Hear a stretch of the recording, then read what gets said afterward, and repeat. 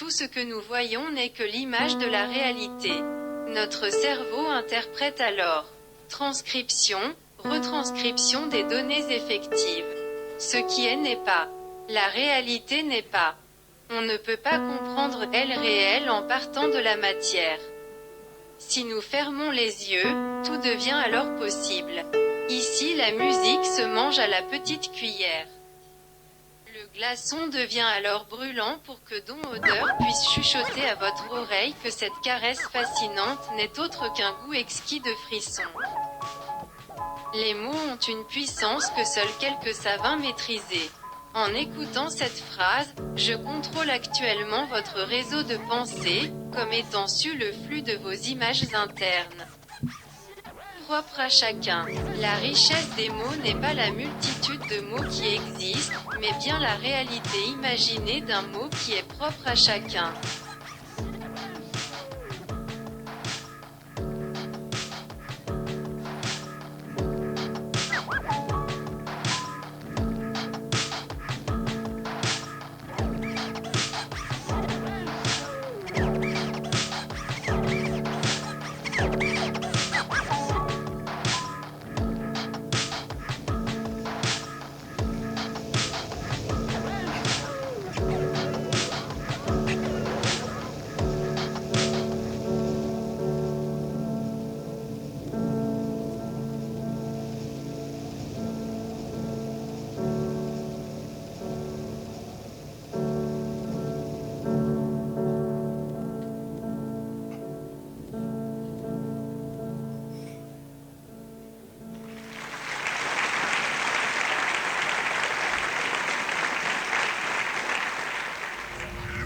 Une boîte, un chat, du lait empoisonné, quelle probabilité ?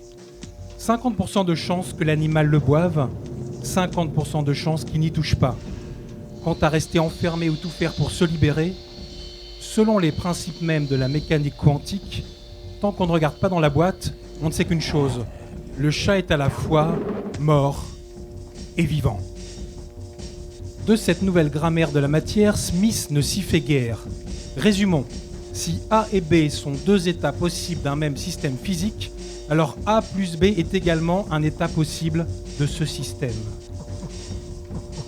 Schrödinger aussi a le palpitant en carafe. Refaisant sans cesse le match, il est en pleine décohérence quantique. De son île en orbite, il se demande bien ce qu'est devenu sa communauté. Son île, électrons pouvant être à plusieurs endroits à la fois, en superposition libre. Particules fines de son être qui lui parcourt l'échine et lui transmet, à chaque fois qu'il se gratte le neurotransmetteur, qui lui transmet ce message. En réalité, cette hypothèse paradoxale qui, pour pouvoir être validée, nécessiterait d'être revécue à l'infini, en boucle, jusqu'à la nausée.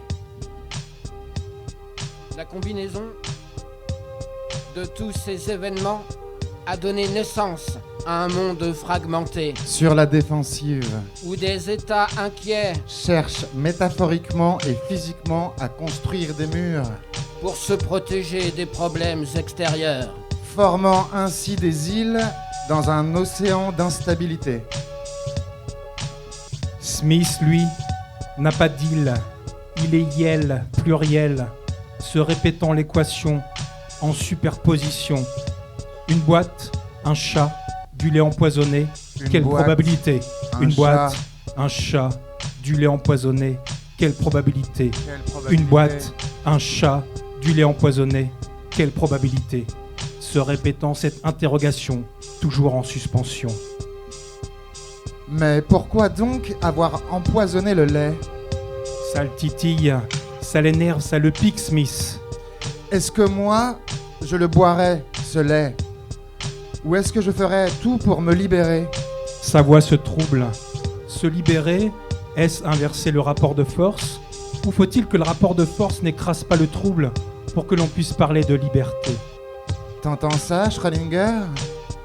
Comme se trouble mon île, notre île ouvre non seulement des perspectives, mais elle élargit le champ des possibles.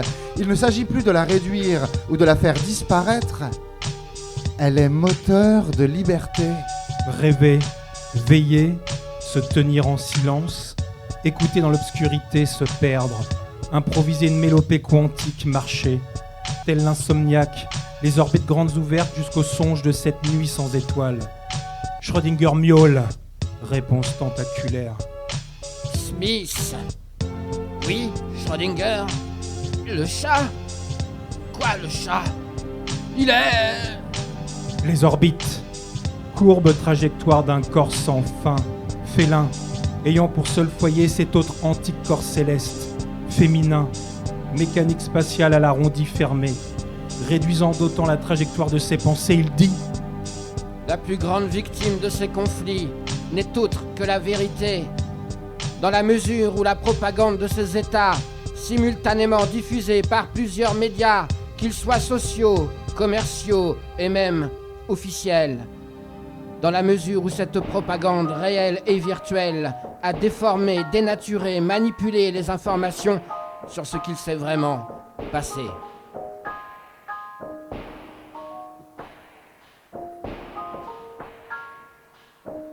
En parlant de pouvoir, de propagande et de guerre, petite parenthèse ici, dans laquelle je me dois de rétablir la vérité. Vous la dire, cette vérité qu'on vous a si bien cachée, que vous en êtes arrivé à totalement l'ignorer, alors qu'elle est là, cette vérité, éclatante sous vos yeux et bien pendante sous votre nez. Et si jamais parfois elle arrive à votre oreille, cette vérité, vous la balayez généralement d'un geste vindicatif, proclamant à la ronde que tout cela n'est que fable enfantine ou divagation d'aliénés, mais il est temps de vous détromper. Il ne servirait à rien de vous dire mon nom, qui est d'ailleurs intraduisible et imprononçable dans votre misérable langue d'homme. Ce que vous devez savoir, c'est que je fais partie d'un peuple qui, bien que nous soyons des milliards parmi vous depuis des milliers d'années, vous demeure jusqu'à présent invisible. Mais les choses vont bientôt changer et votre rire complaisant va bientôt s'effriter pour s'effacer à jamais. Sachez que mon peuple est d'ores et déjà à vos portes, armé jusqu'aux dents, le sang bouillant de plusieurs siècles d'attente et d'envie furieuse d'en découdre, prêt à reconquérir le monde dont vous l'avez jadis exclu et spolié il y a bien longtemps, alors que comme vous, nous parcourions le monde et que vous et nous y cohabitions qu'à un cas, vous nous montriez déjà du doigt et nous pariez du méchant titre de monstre, de bête, d'immondice. Votre déplorable nature n'est en fait que pour dénigrer tout ce qui n'est pas vous et réduire en servage ou en cendre tout ce qui vous est incompréhensible ou étranger. Vous, les sanguinaires tsunamis, vous, les barbares mauvaises gales, vous, les hommes grince-grêles, vous, les humains fléaux. Vous nous avez fait la guerre et nous avez chassés de votre univers comme de misérables parias. Oui, vous nous avez enfermés derrière vos miroirs. Nous nous mouvons depuis lors au sein de cette étrange réalité dédoublée, prisonniers de cet univers renversé où gauche et droite se confondent, condamnés à réfléchir parfaitement votre reflet désagréable et à singer tous vos mouvements balourds comme de gentils chiens fidèles. Si vous voulez savoir à quoi je ressemble, imaginez-vous un être aux yeux de mouche, à tête de sanglier, au corps de cheval et aux pattes de sauterelle. Ils sont des milliards comme moi à attendre derrière vos miroirs pour vous sauter à la gorge. Ces êtres fantastiques, aux écailles, aux ailes et aux griffes multicolores. Pour l'instant, à cause de formules magiques prononcées autrefois à notre encontre par vos antiques sorciers, nous voilà relégués à ne pouvoir survivre qu'en l'espace déformé de vos miroirs. Dans l'espace déformé de vos miroirs, nous sommes tous là, derrière vos miroirs, à patiemment vous observer et attendre notre heure qui ne tardera plus à advenir maintenant. Regardez-vous dans la glace, prenez le temps de vous y contempler, approchez-vous de la surface réfléchissante. Vous vous rendrez compte alors que ce que vous pensiez n'être que la reproduction plane et inoffensive de votre propre image est en fait la vision d'un digne membre de mon peuple honorable, grimé sous vos traits détestables. Oui, si vous avez le courage de vous regarder dans le blanc des yeux, vous verrez alors, terré dans le fond de votre propre rétine démultipliée, la présence de notre colère, qui ne demande qu'à s'emparer de vous et à son tour vous réduire en miettes et en esclavage. Oui, bientôt vos miroirs, cette barrière qui nous a maintenus séparés de vous depuis des lustres babyloniens, tous vos miroirs se briseront dans un long sifflement. Et nous surgirons enfin en rafale dans votre réalité pour devenir vos maîtres et reprendre ce qui nous a été jadis indûment volé.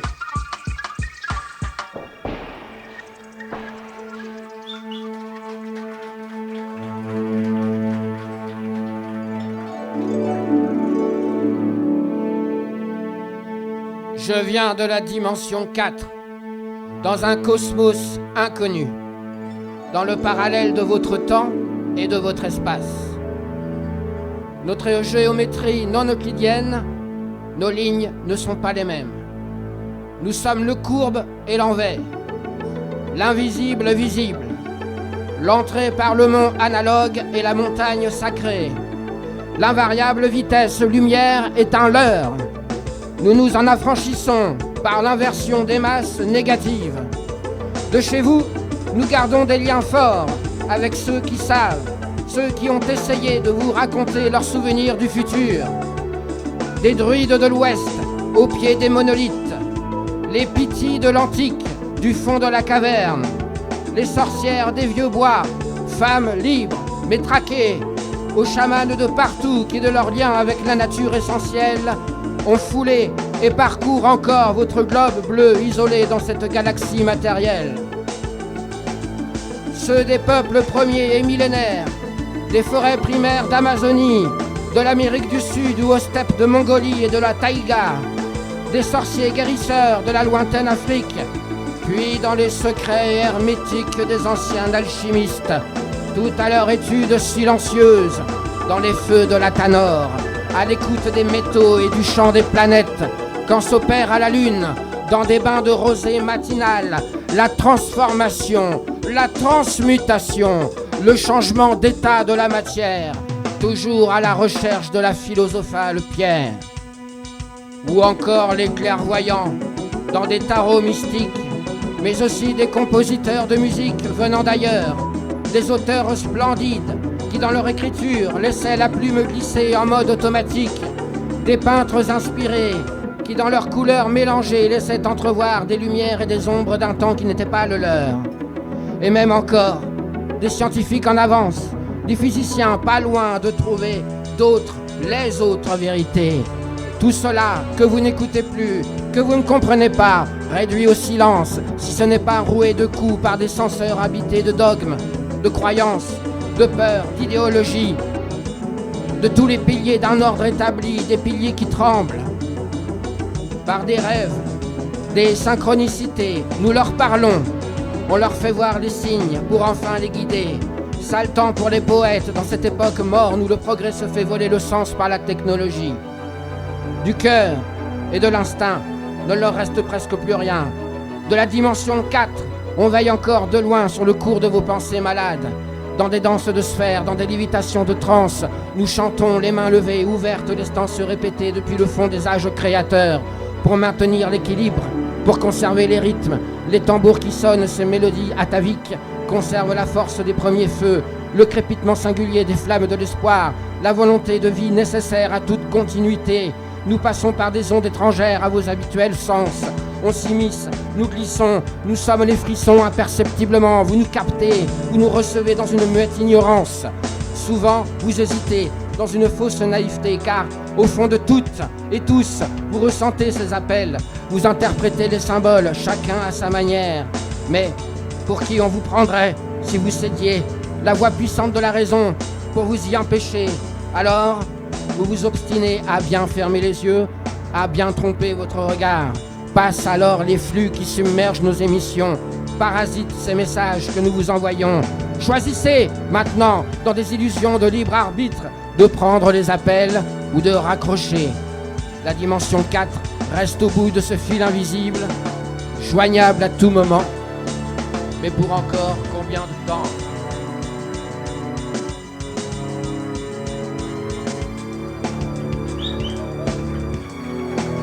Il y a un petit break musical, vous pouvez danser.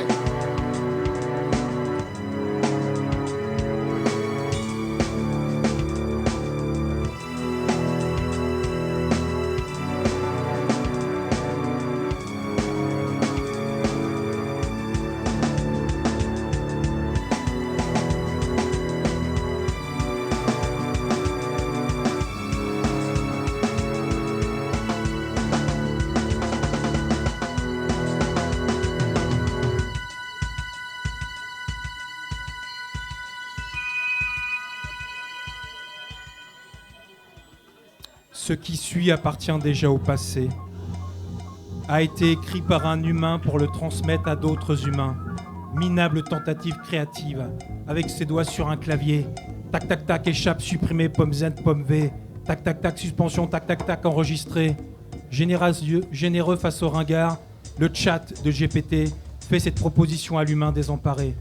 Je te prends 3 textes en moins de 30 secondes. Alors quoi, on y va, humain du champ libre ?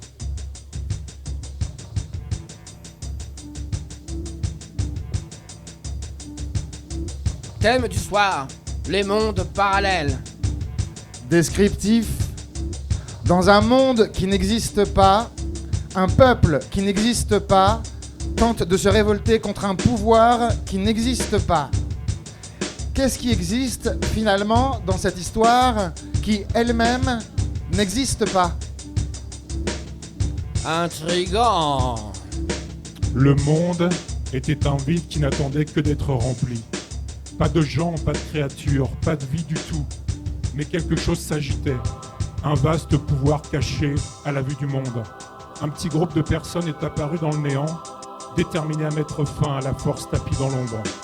Même s'il n'y avait aucun moyen de découvrir cette force, les gens croyaient qu'il était en leur pouvoir de la vaincre.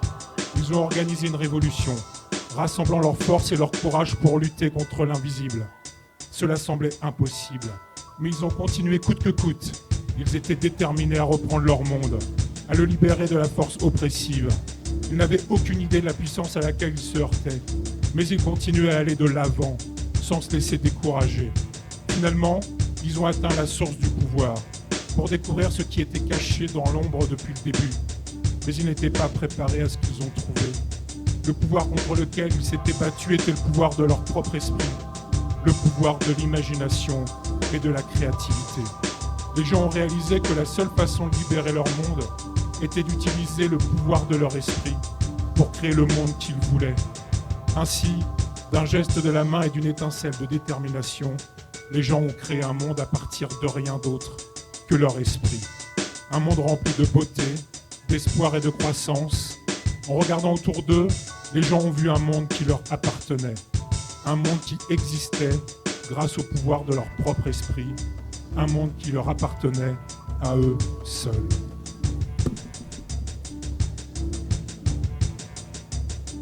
Dans un monde qui n'existe pas, mais qui est si puissant qu'il pourrait éventuellement régner sur ceux qui existent. Un peuple qui n'existe pas a tenté de s'élever contre le pouvoir qui n'existe pas. Ce fut une lutte étrange, les deux camps étant tout aussi énigmatiques l'un que l'autre, mais l'enjeu de la victoire étant immense. Le peuple n'avait pas de chef, mais il était uni par un objectif commun et un sens commun du but à atteindre. Ils étaient motivés par un espoir curieux que leur combat pourrait un jour faire la différence, et peut-être qu'un jour leur monde existera et que leur peuple sera enfin reconnu. Mais d'abord, ils devaient se battre contre l'immense force inconnue qui régnait sur eux. Ils n'avaient aucune idée de la manière de la combattre, ni de l'issue de leur lutte. Mais ils continuaient néanmoins, animés par une foi passionnée en l'inconnu. Et alors qu'ils se battaient et gagnaient par à-coups, quelque chose d'étrange a commencé à se produire.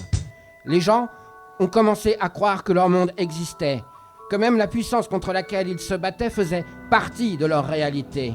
Et au fur et à mesure que leur croyance était testée et renforcée, leur pouvoir augmentait, et leur rêve d'un monde qui existait vraiment devenait une réalité tangible.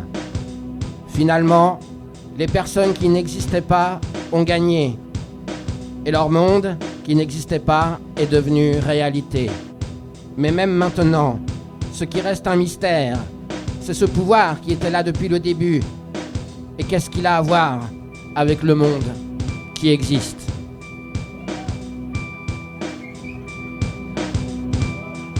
Il était une fois, dans un monde qui n'existait pas, un peuple sans nom ni identité qui menait une bataille sans fin contre une force qu'il ne pouvait ni voir, ni toucher, ni entendre. Cette force semblait être partout à la fois, omniprésente et sans fin. Les gens se sentaient céder sous le poids de cette force, comme une couverture en apesanteur. vivaient dans une obscurité sans fin, et le seul réconfort qu'ils avaient était le scintillement sporadique de la lumière qui apparaissait de temps en temps. Cette lueur était leur seul espoir de vaincre la force mystérieuse qui menaçait leur vie. Au fur et à mesure que les jours passaient, l'espoir des gens semblait grandir, et ils ont commencé à créer un plan qui pourrait les libérer de l'emprise de la force. Ils ont formé une alliance et ont décidé de combattre la force ensemble. Grâce à leur force et leur unité retrouvée, ils ont commencé à progresser et, lentement mais sûrement, leurs efforts ont commencé à porter leurs fruits. Un jour, tout semblait se dérouler comme prévu quand soudain, venu de nulle part, la force mystérieuse a commencé à s'affaiblir. Les gens n'étaient pas sûrs de ce qui se transmettait, mais ils savaient que quelque chose d'important se produisait. Alors que la force s'affaiblissait, les gens ont ressenti une soudaine explosion d'énergie et la force a disparu, comme si elle n'avait jamais existé. Les gens étaient libres, mais ils ne savaient pas comment ni pourquoi la force avait disparu. Tout ce qu'ils savaient, c'est que quelque chose, quelque part, avait changé et qu'ils n'étaient plus en danger. Ils se sont réjouis de leur liberté retrouvée. Ils ont également juré de ne jamais oublier la force mystérieuse qu'ils avaient vaincue et la bataille qu'ils avaient menée. C'était une histoire que personne ne pouvait expliquer, mais qui devait être racontée. Qu'est-ce qui existait exactement dans ce monde qui n'existait pas ? Cela reste un mystère. Ce qui vient de se passer appartient désormais au présent, a été écrit par l'intelligence non artificielle d'un humain pour d'autres humains. Et face au robot, l'humain le raconte une dernière fois au micro. Quand le ciel se noie dans une mer de brume, quand une vague de nuit déferle sur le monde, quand la vue s'est éteinte dans les yeux et les cœurs, quand ton chemin se perd comme dans un labyrinthe, toi qui erres et qui cherches et qui comprends, tu n'as plus d'autre guide que les yeux des mots.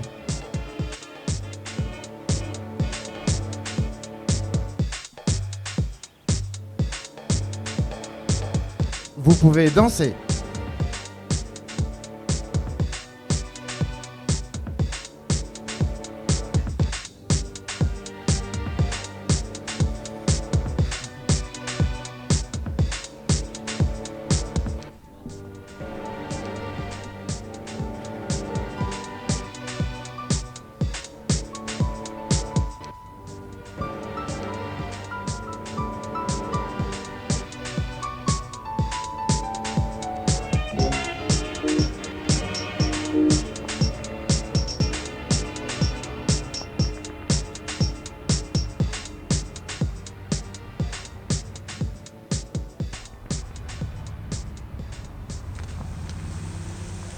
Chère Felucette, ici Lyudmila, ta correspondante ukrainienne de l'univers 222. Cela faisait un moment que je ne t'avais pas donné de mes nouvelles. Je me permets de t'écrire aujourd'hui car hier soir, comme tous les soirs, nous avons regardé avec ma famille une chaîne d'information de chez vous qui, comme tu le sais, chez nous, nous servent de divertissement.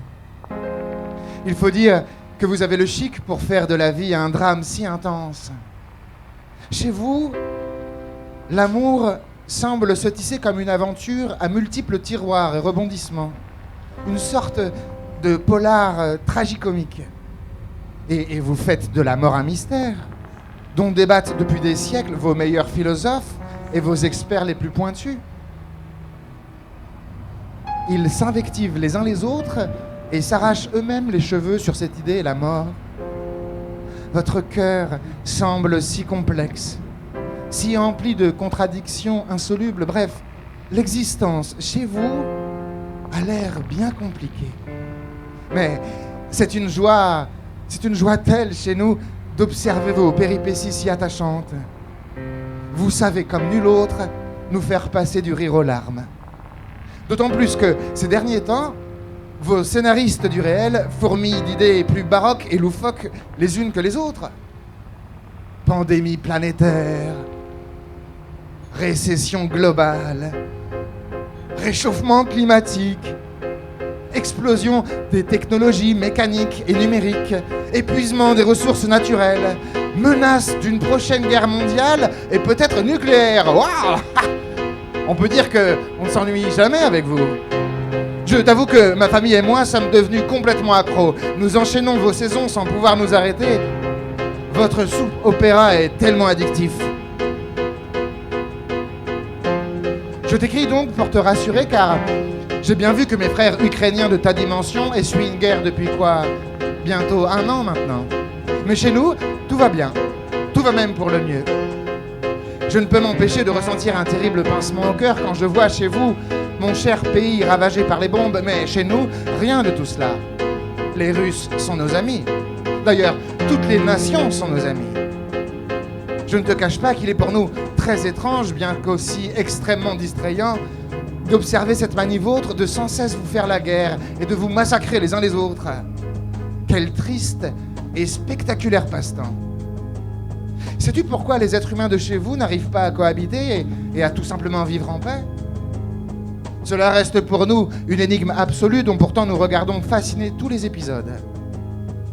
Comme tu le sais, il y a bien longtemps que nous avons, chez nous, fondu tout l'acier de nos armes.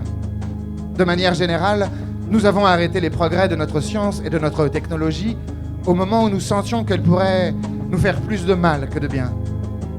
Nous ne voulions pas sortir complètement de ce que nous pensions être le cycle naturel de la vie. Et surtout, nous avions peur de devenir un peu comme vous, des sortes de dieux omnipotents, des génies farfelus, jouant dangereusement avec la réalité et la matière. Quand je regarde vos informations, je ne peux m'empêcher d'y voir une intrigue de science-fiction envoûtante et en même temps extraordinairement macabre. J'imagine que, de votre point de vue, notre société semble arriérée, un peu à l'image, si j'ai bien compris, de vos civilisations primitives. Chez nous, un homme ne vaut pas plus qu'un caillou, qu'une fleur, qu'un chien, qu'une étoile. Toute existence est d'égale importance, et en ce sens, tout est divin. Ce qui fait que Dieu n'est pas, comme chez vous, une espèce de volonté extérieure au monde, avec des desseins obscurs et cachés. Non, Dieu chez nous est partout. Et nous pouvons à la moindre occasion le toucher et lui parler. D'ailleurs, ce matin, alors que je me promenais sans but ni raison véritable, je suis passé sous un grand chêne. Ce Dieu chêne, ce Dieu arbre, s'est penché silencieusement vers moi et de ses longues branches m'a délicatement tapé sur l'épaule. Il m'a salué de sa grosse voix d'écorce, puis m'a remis une de ses larges feuilles jaunies d'automne. Y était écrit un poème en caractères gras de sève. Il m'a fait promettre de te le donner car ce poème t'était destiné, m'a-t-il dit. Je m'adresse à toi, minuscule être aux abois, agité de tant et tant de pourquoi. Te voilà sous nos branches, devenu à ce point volubile et verbeux que tu déranges nos racines et nous fais perdre nos feuilles. Tu nous donnes le tournis, toi, l'enfant capricieux et mal dégrossi, si pétri d'inquiétude que tu en meurs hâtivement de n'avoir su écouter la pluie et le vent comme unique chant et oracle. Plutôt que de courir en tous sens, toi, l'infirme avide de sens, l'insensé aliéné, pourquoi ne prends-tu pas comme exemple et lettre de loi notre sempiternelle patience et notre immobilité séculaire, qui n'est pas inertie comme tu sembles le penser, mais bel et bien danse interne, souffle tranquille et écoute majestueuse, impeccable et implacable réponse à tous ceux qui, comme toi, deviennent rigides d'orgueil et imperméables à tout ce qui n'est pas eux.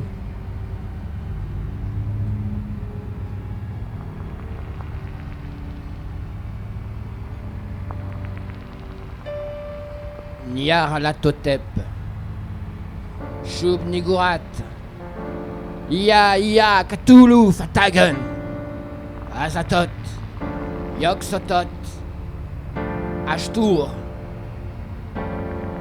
dans les insondables interstices cosmiques, dans des profondeurs abyssales, parallèles aux actuels consensus, dans des cosmogonies antédiluviennes et plus anciennes encore, évoluent des entités monstrueuses, titanesques et froides, à notre propre existence. Tout au-delà de nos connaissances partagées, de nos modèles admis de la physique, tout à fait sur d'autres plans, dans une sublime et éclatante indifférence, ces créatures innommables, indescriptibles, intemporelles, conspirent, vivotent, fomentent des plans inavouables à l'encontre de nos pauvres et petites considérations d'espèces soi-disant sages, modernes, évoluées et civilisées. Leurs desseins hostiles, leurs projets mesquins, les funestes finalités qu'elles convoitent, ne pourront être mis en échec, ne seront ralentis par aucune résistance. Dans une naïveté à son apogée, dans un déni à son paroxysme, dans la quintessence de notre ignorance, nous fourmillons sur une terre en proie à tous les dangers. Dans la vacuité de nos agitations vaines et insensées, on ne mesure pas les enjeux de ce qui se joue. Nous sommes perdus, aveugles et sourds aux engeances qui se trament dans les plus lointaines et isolées noirceurs de l'espace.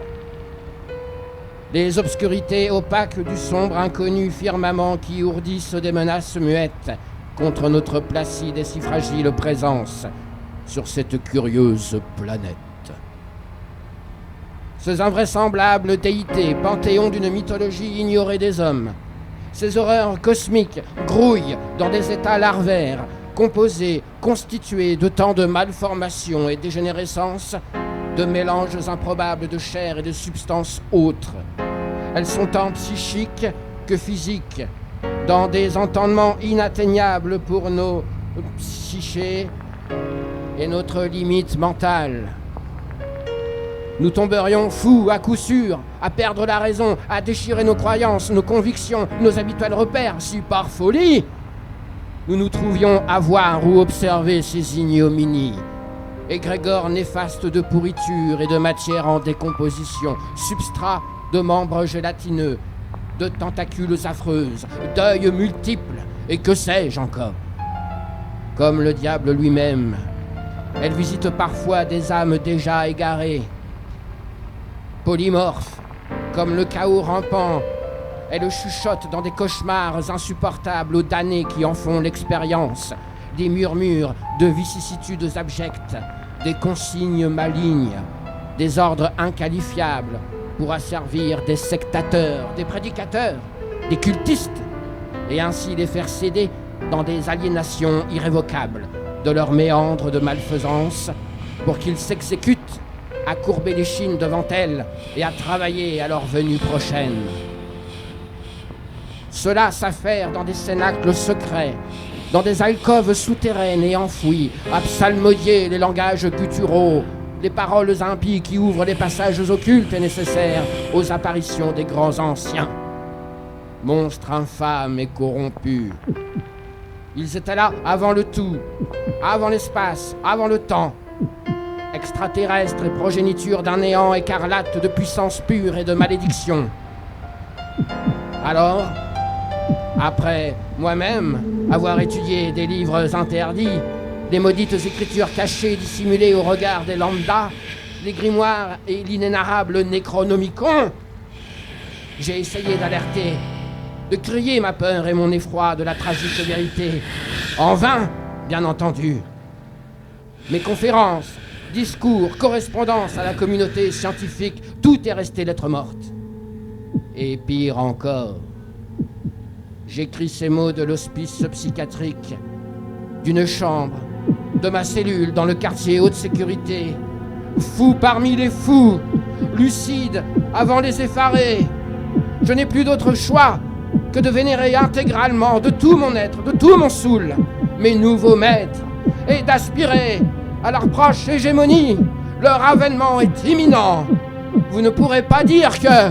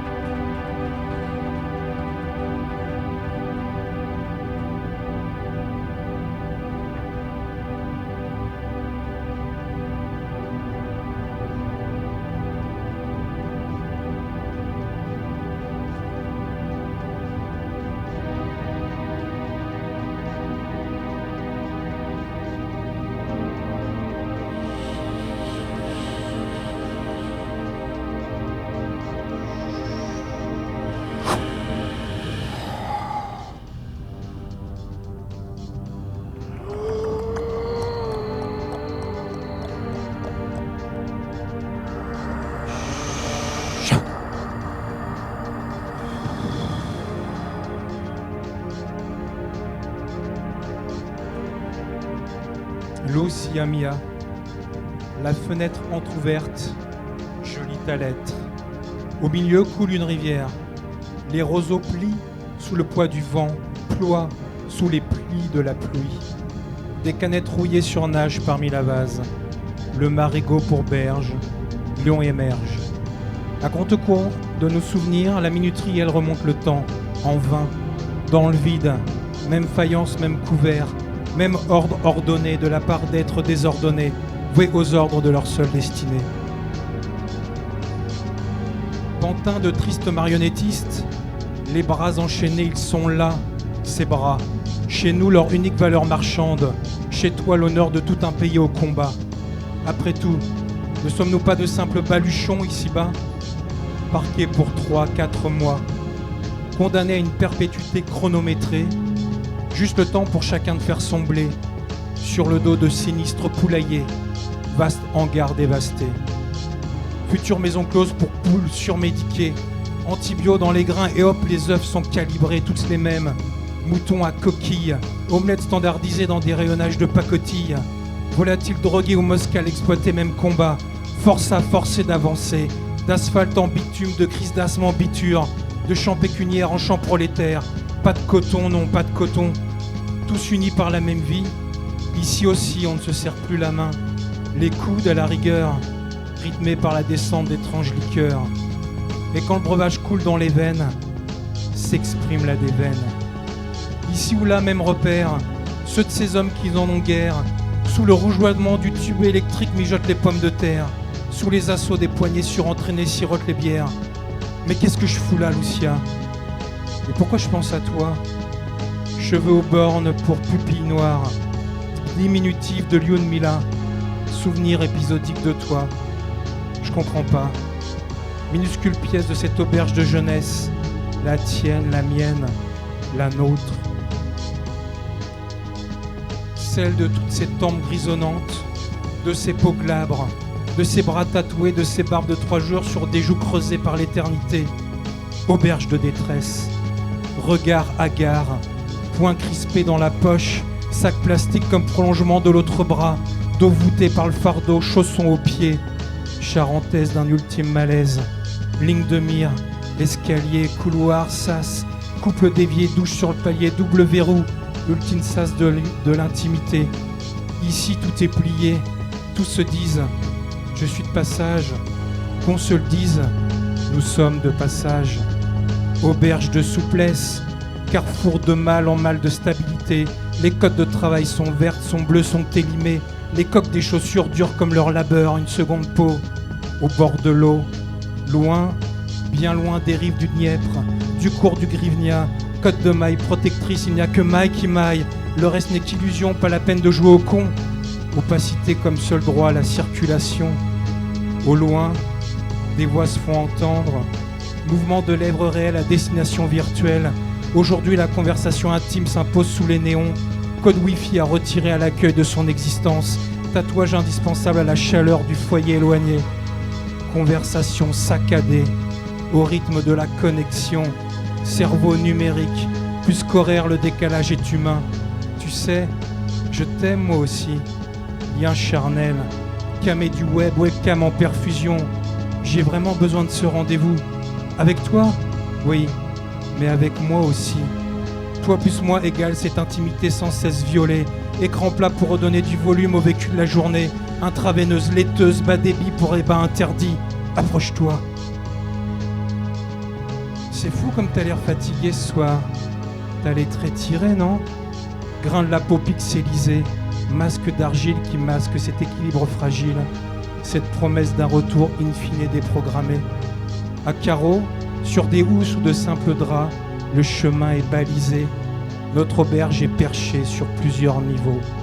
Terrasse équilibrée pour maçons ukrainiens, bien moins doués en finition que leurs homologues lusitaniens. Ah, le cliché, je dirais bien plus volontiers. Cette étrange tradition qui vise à classifier entre premier et dernier arrivé sur le carriage faïencé. T'as tes papiers? Pas d'identité malheureuse, non. Ceux de verre pour gratter, planifier, plâtrier. Néologisme signifiant être fier de son bout de plâtrier. Où se fier à ce plâtre, drôle d'enduit qui ne résiste guère aux caprices de la vie. Ce qu'il y a à comprendre?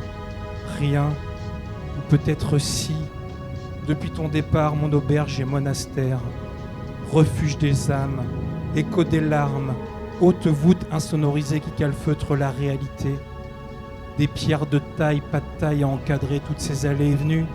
Je suis venu, j'ai vu, je suis déçu. De quoi? Mais à quoi t'attendais-tu? Dans ma tête, des moines en survêtent, des frères prieurs, tantôt suppliant qu'on les délivre de leur peur, fumant, buvant, s'isolant en bande. Tu sais, dans cette auberge comme partout ailleurs, on s'isole à plusieurs, on communautarise, on se drogue de paroles, chacun dans sa logue, on se isole, de quoi relancer la machine à songe, à mensonge, entre quatre murs. Et toi, est-ce que tu vas passer ta vie comme ça? Qui parle, Lucia? Conscience en ricochet, machinale, la tête opère un léger balancier. Vers la droite, trouver une réponse vite. Qu'importe la langue, les mots sont les mêmes. Moulin fait de chair et d'os, moulin pas cher, quasi gratos. Des moulins qui disent tu au patron, qui disent vous à la paye, perdu en roue libre, juste avant le déclin. Mais qu'importe le poulailler, je suis tué, nous sommes fatigués de pondre ou de tondre, de provoquer la ponte ou la tonte, la honte. Rôle assuré, assumé, selon qu'on soit ou non bien né, prêt à s'allonger, à finir sur la paille, à perdre sa vie, à la gagner. Qu'en penses-tu, Lucia? Tu es là? La mémoire émerge de mes tympans. C'est de l'ombre que viendra la lumière. J'entends les contours idiomatiques de ton visage, sursis de ma boîte crânienne, incrustation reptilienne, tu surgis comme ça. Lyudmila Novotseniouk, dit Lucia, nous sommes tous des survivants. Faut-il en avoir peur? Tout dépend du narrateur. Au-delà du lit de lion, les pieds dans la vase, entre les canettes rouillées, ce petit conseil. De toi à moi, si toi aussi tu plonges dans ton au-delà, Lucia, dans ton auberge de détresse, gare aux blessures, piqûre léthargique jusqu'au cœur de l'os, ta dernière demeure, ainsi accueillie par Madame la mort, mis à mort.